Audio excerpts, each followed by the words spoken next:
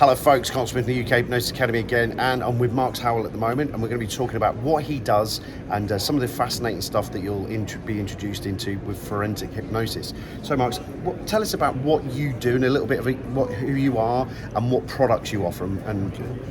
I'm retired from the Texas State Police. I spent 32 years with them. Attended the FBI National Academy, hold a Bachelor of Science in Criminal Justice, and when I was with the state police, I promoted through the ranks to inspector, and part of the responsibilities is help develop new programs. So I was assigned to a committee to look at and review the feasibility of us developing a forensic hypnosis program for the state police, which we did. That was in 1979, so that program's over 40 years old today, and we established self-imposed guidelines, policies, procedures that controlled or made sure we had a quality control on our people using hypnosis to refresh memory. And of course they call it forensic hypnosis, or some people call it investigative hypnosis. But the primary objective is to help someone remember something which they have forgotten. Okay, cool. Brilliant. And you need special training in that area so that you do not contaminate someone's memory. You need to be familiar with those memory recovery techniques based on the false memory syndrome. And the other thing, you have to be familiar with the legal aspects of it. Be in a position to go testify in court as to your training, your competency in exactly what you did in a forensic hypnosis session and why you did it. And of course we audio taped our sessions for many years, but in the past 10 or 15, 20 years we've done nothing but videotape them so that the jury, the judge, and the prosecutor and the defense attorneys can look at the videotape and see exactly what process we used and make sure that we used neutral, non-leading questions and didn't, create a memory, so to speak, in somebody's mind that didn't exist. So with my policing background, does any of this act as a tool or a wedge for the prosecution or the defence? So if you either side, if you're using it as the defence, have the prosecution, has there ever been things where the prosecution ever been able to leverage that you've used hypnosis and probably contaminated the scene for one? There is some cases of abuse out there, cases of abuse that were done by psychiatrists, psychologists, and police officers. The number is very limited, but you have to be careful and well trained not to lead people and contaminate their memory.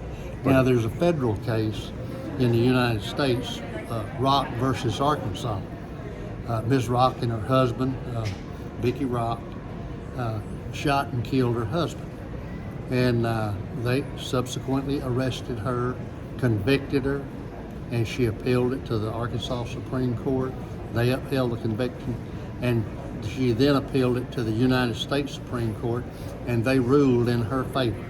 They reversed that conviction, and they said that hypnotic refresh recall is admissible specifically for defendants. So the use of hypnosis by the defense is admissible in all 50 states in the United States.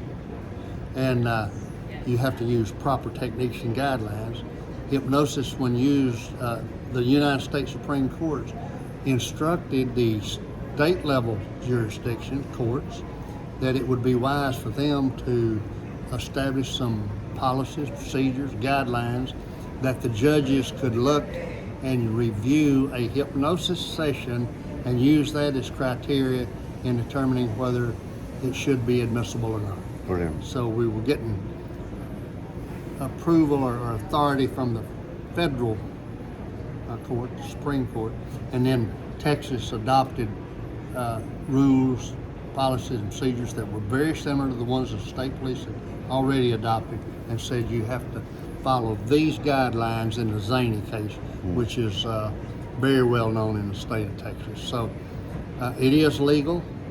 There's a few states, they do not allow the use of hypnotically fresh testimony, but they will allow if a person is interviewed and that information is documented, Okay, cool. they are then hypnotized, and then no matter what happens in the hypnosis session, if it's ruled inadmissible, then the pre-hypnosis documented interview more than likely is going to be admissible. Brilliant. So pre-hypnosis versus post-hypnosis. So who do you advise to do your course? I'm sorry? Who do you advise to do your courses? Who do I advise to attend my course? Yep. Well, I haven't conducted our courses are 50 hours, 5 days. Oh, okay. That is what's required in Texas. I have at one time taught 2 or 3 courses that were 3 days long, and that was people who already knew about induction, the history of hypnosis, Yep. trance depth capacity, the phenomenon, and things like that. And the misconceptions, so you didn't have to train them in that. Yep. You went straight into the forensic application, Okay. the technique and the process, and the legal aspects and practice sessions of that. So where can people find you? I have a website. It's www.marxhowell.com. Brilliant. And it's got about 17 articles or so on it.